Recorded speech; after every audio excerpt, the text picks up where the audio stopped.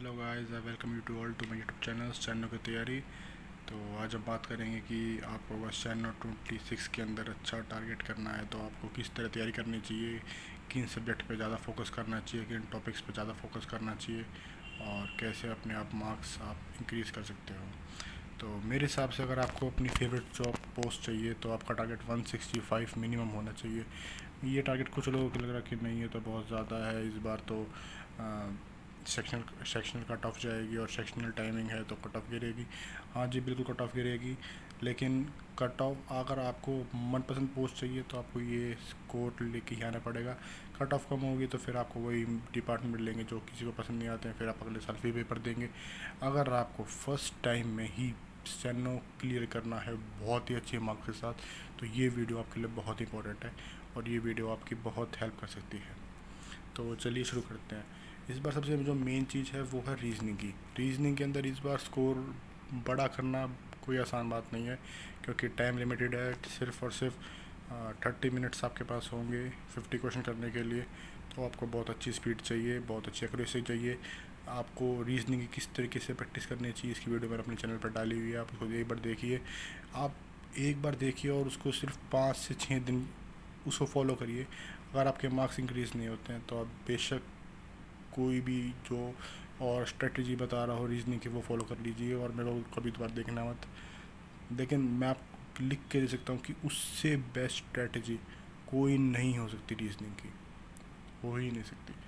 फिर आती है जीके। जीके हमेशा की तरह ही ऐसी आती है, जो आती है तो आती है, नहीं आती तो नहीं आती है, कहीं भी कहीं से भी कुछ भी आ सकता है। हाँ, लेकिन फिर भी आपको जो लिमिटेड जीके होती है, जैसे करंट अफेयर्स हो गए, पॉलिटी हो गई, ज्योग्राफी होगी, वो पढ़ के जानी चाहिए। और स्टेनो के अंदर जो ज़्यादा वेटेज होता है वो करंट अफेयर्स का ज़्यादा होता है। करंट अफेयर्स का मतलब 3 महीने नहीं है, एसएससी के अंदर करंट अफेयर मतलब 1 साल पुरानी पूछ लेता है वो। तो आप मेरे हिसाब से जून 2025 से लेकर जुलाई 2026 तक की जो भी करंट अफेयर्स है आप वो सारी देख के जाइए। इंग्लिश के अंदर आपको मेन फोकस करने की ज़रूरत है, एक्टिव और पैसिव के। हाँ, ये इजी टॉपिक है और सबको ही आता है, लेकिन फिर भी इसमें मिस्टेक होती है और बहुत ही लीनियंट से क्वेश्चन गलत हो जाता है। 1 नंबर ऐसे चला जाता है और वो एक एक करके ऐसे 5 नंबर भी कम हुए तो आपके कट ऑफ से 5 नंबर पीछे आ जाते हैं। तो इसका आपको ध्यान रखना पड़ेगा। इसके लिए आपको ज़्यादा से ज़्यादा मॉक लगाने पड़ेंगे। इंग्लिश के सेक्शन मॉक भी लगाइए, रीजनिंग के सेक्शन मॉक लगाइए। जीके पे आप फोकस जब भी करिए जब आपके मिनिमम 150 स्कोर स्टेबल हो चुका हो। अगर आपका स्कोर 150 स्टेबल नहीं है और फिर भी आप जीके पे ज़्यादा से ज़्यादा फोकस कर रहे हैं तो मेरे हिसाब से वो चीज़ जितनी इफ़ेक्टिव नहीं होगी आपके लिए, क्योंकि मेन आपको इस बार करनी है वो है रीजनिंग। मान के चलिए अगर आपने रीजनिंग कर ली तो आपकी जॉब एक सीट पक्की हो जाएगी और फर्स्ट टाइम के अंदर ही आप एसएससी स्टेनो को क्लियर कर सकते हैं।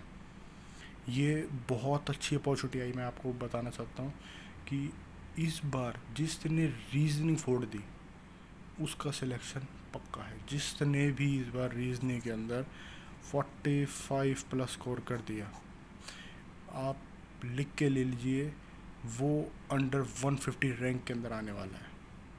जिसने भी 45 प्लस रीजनिंग के अंदर स्कोर कर दिया वो अंडर 150 आने वाला है इस बार, क्योंकि रीजनिंग के अंदर आप नहीं कर पाओगे स्कोर।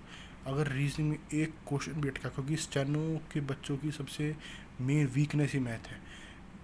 1 या 2 क्वेश्चन अगर मैथमेटिक्स का आ गया, थोड़ा सा भी हल्का सा भी क्वेश्चन आ गया और अगर आप वो स्किप नहीं कर पाए या फिर आपने जो मेरी वीडियो है स्ट्रेटेजी वाली वो नहीं देखी और आप उसमें फंस गए, तो आपका पूरा पूरा पेपर ही चला जाएगा। क्योंकि रीजनिंग आपकी पहले खुलेगी और अगर आपने रीजनिंग में ही आपको दिखा कि यार मेरा तो स्कोर अच्छा नहीं हुआ, मेरा अटैम्प्ट 30-35 हुए हैं, तो आपका ओवरऑल मोरल डाउन हो जाएगा। जब मोरल डाउन होता है तो फिर आपको जीके में जो भी, जैसे जीके में सबसे ज़्यादा तुक्के लगते हैं, तो वो तुक्के भी आप नहीं मार पाओगे, क्योंकि तुक्के भी जब भी लगते हैं जब आपका माइंड कॉन्फिडेंट होता है। तो आपका कॉन्फिडेंस लेवल ही इस बार वो बूस्ट करने वाला है। आप मान के चलिए अगर आपने रीजनिंग के अंदर 25 अटैम्प्ट करे तो क्या आपका मोरल रहेगा? आप सोच सकते हो कि आप पेपर के अंदर मार दोगे 170 का स्कोर? इम्पॉसिबल चीज़ हो जाएगी वो। पेपर की स्टार्टिंग में ही अगर आपने 45 या फिर 50 क्वेश्चन अटैम्प्ट कर दिए रीजनिंग के अंदर, तो आपका मोरल उस लेवल का होगा, आपको पास यूँ होगी चीज़ें, ठीक है मैं जीके के अंदर रिस्क ले सकता हूँ, अगर मेरे 2-3 क्वेश्चन गलत हो गए तो कोई नहीं संभाल लेगी। लेकिन अगर फिर रीजनिंग में ही अटैम्प्ट 30 हैं तो आप क्या करोगे पेपर के अंदर आगे? कुछ भी नहीं। आप चाह कर भी उस पेपर के अंदर 150 स्कोर नहीं कर पाओगे, मेरे से लिख के ले लीजिए। क्योंकि आप पे 30 अटैम्प्ट हैं, 30 अटैम्प्ट में से आपके मान लो 5 गलत हो गए या फिर 4 गलत हो गए, तो भी आपका स्कोर कितना आ जाएगा? आपका स्कोर 25 समथिंग आएगा रीजनिंग के अंदर। और जीके के अंदर आप बहुत ही, अगर आप अच्छी मेहनत कर रखी है तो आपने 25 एक्सेप्ट कर सकते हैं, तो 100 में से आपके 50 मार्क्स हो गए। और इंग्लिश में अगर आपने अच्छी इंग्लिश कर रखी तो आप उसमें 85 लगा सकते हो। तो कितने हो गए ये हो गया आपके 135 मार्क्स। बताइए सिलेक्शन कहाँ होगा? तो इसलिए मैं बार बार बोल रहा हूँ, इस बार का जो भी सिलेक्शन है वो रीजनिंग के ऊपर होगा। आपने रीजनिंग अच्छे से कर लिया, आपका मोरल हाई रहेगा, आपके नंबर ऑफ़ अटैम्प्ट्स बढ़ जाएंगे और आप पहली ही बार में पेपर क्लियर कर सकते हो, पहली ही बार के अंदर। हर और ये अपॉर्चुनिटी हर बार नहीं आती है। एक कोई भी जब नया पैटर्न आता है तो एक बार कट ऑफ नीचे गिरती है। जैसे पिछली बार एडुकेटी आई, कट ऑफ 10 नंबर नीचे गिरी, इस बार भी कट ऑफ नीचे गिरेगी। और इस बार जिसने अपॉर्चुनिटी छोड़ दी वो हमेशा ही मिस करेगा इस अपॉर्चुनिटी को। तो मैं आपसे भी कहना चाहता हूँ कि आप जाइए और रीजनिंग की तैयारी करिए, रीजनिंग के मॉक लगाइए और जो मेरी वीडियो वो स्ट्रेटेजी है उसको फॉलो करिए और देखिए, आप इस बार बहुत अच्छा स्कोर करेंगे।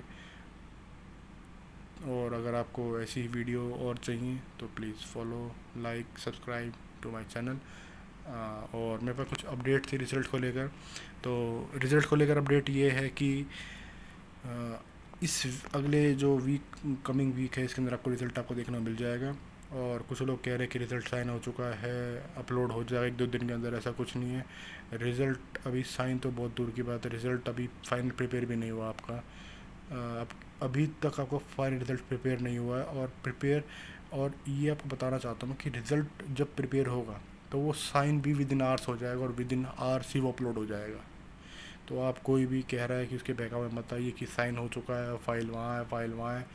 फाइल अपनी जगह पर ही है, कोई रिज़ल्ट फाइनल नहीं हुआ है, कोई साइन नहीं हुए हैं। जब साइन होंगे उसके कुछ ही आवर्स के अंदर रिज़ल्ट आपका वेबसाइट पे अपलोड हो जाएगा और आपको दिख जाएगा रिज़ल्ट आपका। आप मंडे को एक्सपेक्ट कर सकते हैं, लेकिन वही चीज़ें मंडे पता चलेगी कि किस तरीके से चलती हैं। आ तो जाना चाहिए मंडे तक, लेकिन देखते हैं वो चीज़ें। लेकिन ये चीज़ आप मान के चलिए कि आपका इस वीक में रिज़ल्ट डेफिनेटली आएगा। और इस वीक में कुछ और चीज़ें भी आपको देखने, अगले वीक में शायद आपको कुछ और चीज़ देखने मिलेंगी। वो है आपका एग्ज़ाम कैलेंडर, जो कि जिसमें मैंने आपको पहले बता चुका हूँ। वो जुलाई के आपका 3rd वीक में रह सकता है। बाकी कैलेंडर में कुछ फिक्स हो जाएगा और उस कैलेंडर के अंदर आपको सिलेक्शन पोस्ट और स्टेनो की डेट्स भी देखने को मिलेगी एग्ज़ाम की। तो ये दोनों वीक्स स्टेनो वाले बच्चों के लिए काफ़ी खास होने वाले हैं। ये वीक उन बच्चों के लिए जिनका एग्ज़ाम, जिन्हें अपने रिज़ल्ट का वेट है, और अगला वीक उनके लिए जिनको अपने एग्ज़ाम की डेट का वेट है। Thank you, like, share and subscribe to my channel. Bye bye.